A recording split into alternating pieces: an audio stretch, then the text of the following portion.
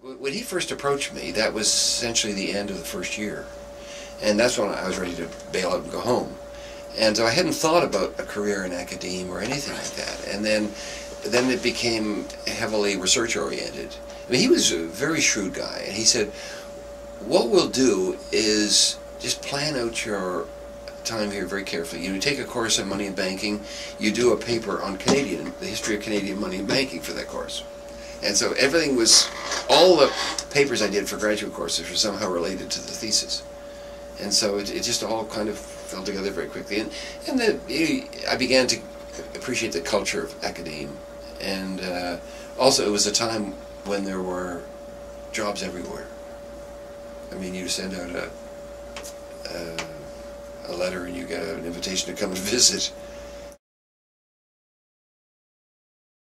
Well, the first sort of field forming incident was this conference that Don Winch had at Sussex in 1968, where there was a serious discussion of these fundamental issues of what is the field and how should it organize itself. And Don wrote to me a few months ago and said, I can't find any material about the conference. I've thrown it all away. So have you got any? So I had a file of it and I photocopied it and sent it to him. He'd even lost the list of who was there. But I mean, the big dogs were Hicks and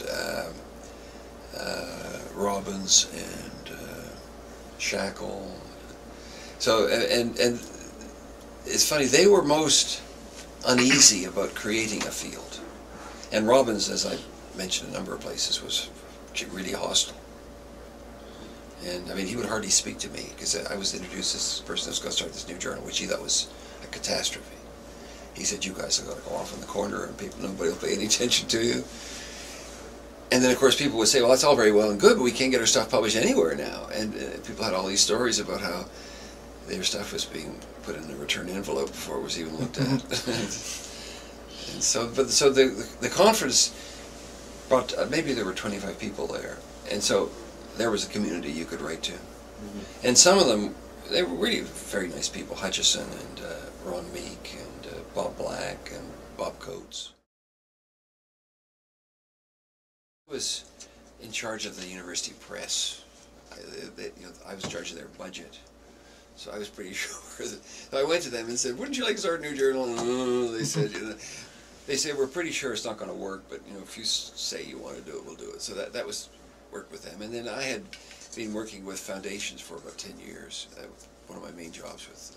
And so I was pretty sure I could get money from foundations. And so we got a grant from the National Science Foundation for the history of the social sciences, which we used partly for this. Mm-hmm. And then I got some money from Rockefeller. Mm-hmm. And so that's basically all it took. It's all it would have taken if Bob Smith had only hung in there. His thesis was on Latin American economic thought. And by the time he died, he was the authority worldwide on Latin American and Spanish history of economics. So our library is especially good. He built it up to be very, very good. Earl Hamilton was another faculty member in those days. I don't know whether he was an economic historian who went to Chicago, also Latin America. And so he and Spengler guided Bob Smith. And Bob Smith became a fairly conventional economic historian. He did a book on the Dan River Mills, I was thinking. And he was department chair just before he retired. But he, two things that mattered. First of all, he smoked all the time. And so his heart was so hot.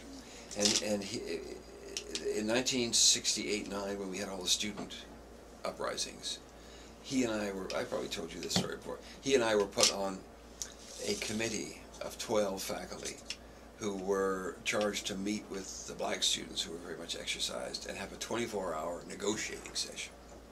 What would satisfy them? It was extraordinarily exhausting. I mean, I've never had anything exhausting. I couldn't sleep for the next 24 hours. I never had any trouble sleeping, but I did, because you were just so strung up. And there was lots of physicality about it. We had an all-American black football player who was on the faculty. In the middle of one of these negotiating sessions, some black kid got up and said, I bear the scars of a century of torture by these white slave owners over here, and they owe me so much. And so he got up and said, "You little pup, you don't have any scars. I've had scars. I've marched with Martin Luther King in Selma." So he took his shirt and he ripped it off. It was in shreds, and there he stood, this big guy, like, and you look, you little pup on my back. He's got the scar. So that went on for 24 hours. And at the end of it, he had a heart attack, Bob Smith.